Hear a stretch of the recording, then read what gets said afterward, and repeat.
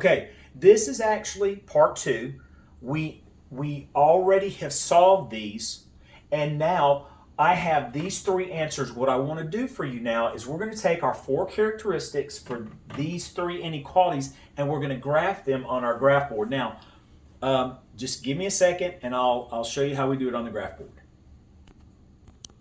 Okay, now if you remember, we had 3 inequalities. The first one is y is less than or equal to 2x plus 3. If you remember, the slope was 2, y-intercept was 3. We had a solid line, and we were going to shade below the line. So I want to show you how we do this. So the first thing I have to do is I'm going to mark, or I'm going to put the y-intercept at 0, 3. Now, the slope is 2, so that's 2 over 1. So from this point, I go up 2 over 1, up 2 over 1. From this point, I go down 2 to the left 1 and down 2 to the left 1, and I draw my solid line. Last but not least, I look at the inequality. It says less than or equal to. Now, here's what I do. If I wanted to choose the test point, I would do right here, and if I put it in there, it would be 0 is less than or equal to 2 times 0 plus 3. So 0 is less than 0 plus 3. That is actually true, but since it's less than or equal to, we already know to shade below the line. Now, our second inequality was in standard form, and when we changed it from 2x plus 5y greater than 10, we got y is greater than negative 2/5 x plus 2. So we're looking at a slope of negative 2 over 5, a y-intercept of 2. Since the equality sign or the equal sign is not there, it's a dashed line, and since it's greater than, we shade above. So I am going to come and I'm going to make a point at 0, 2.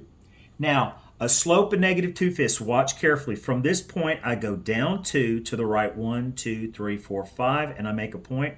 I go down 2, 1, 2, 3, 4, 5. And from here, I go up 2 to the left, 1, 2, 3, 4, 5. Now, it's not solid, it is